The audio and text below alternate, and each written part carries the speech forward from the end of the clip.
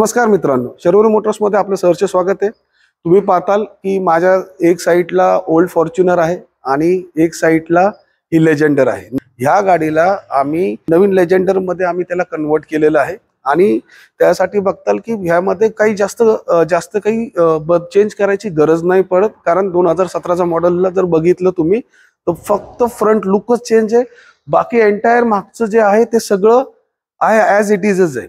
तर तुम्ही बघताल की ह्याच्यामध्ये आम्ही headlight, eyebrow, bumper, grill, fog lamp बस आणि त्याच्यानंतर फक्त मागचा बंपर।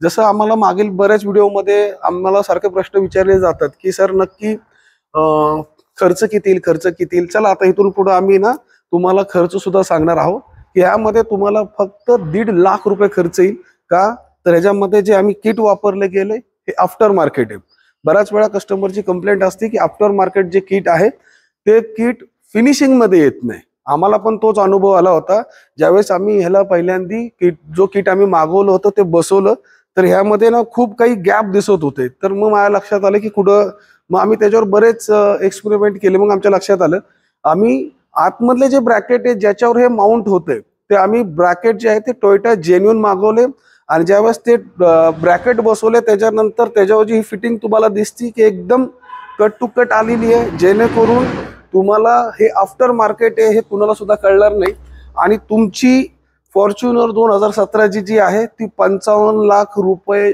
देऊन जी आज लेजेंडर येते त्यामध्ये कन्वर्ट होणार आहे। तर तुम्ही जर साइड व्ह्यूने बघताल तर ही जे साइडचे जे व्हील आर्च आहेत ते पण आम्ही थोडी ग्लॉसी ब्लॅक ठेवलेत।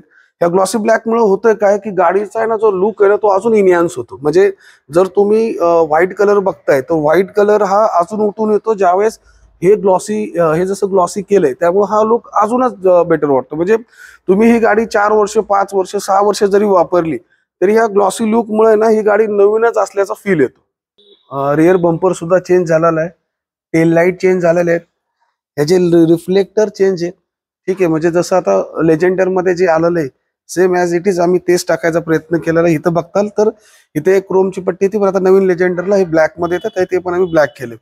म्हणजे कम्प्लिटली जे लेजेंडर मध्ये आहे तोच टाकण्याचा प्रयत्न इथं झालेला आहे। तर इंटिरियर सुद्धा आम्ही ओएम सारखंच ठेवलेलं आहे की जे कंपनी मधनं गाडी घेताना ज्या कलरचं सीट येते किंवा ज्या कलरचं कुशन आहे त्याच कलरच्या कुशन मध्ये आम्ही ही गाडी बनवायची प्रयत्न केलेली। इवन दो अजून जर पाहताल तुम्ही तर ह्याच्यावर जे ओरिजिनल हायड्रोग्राफी आहे ती तशीच ठेवली गेलेली आहे। इथं पाहताल तर इथं सुद्धा ती हायड्रोग्राफी सेमच आम्ही ठेवलेली आहे, जेणेकरून ही गाडी म्हणजे ही गाडी नवीन असल्यासारखीच दिसते।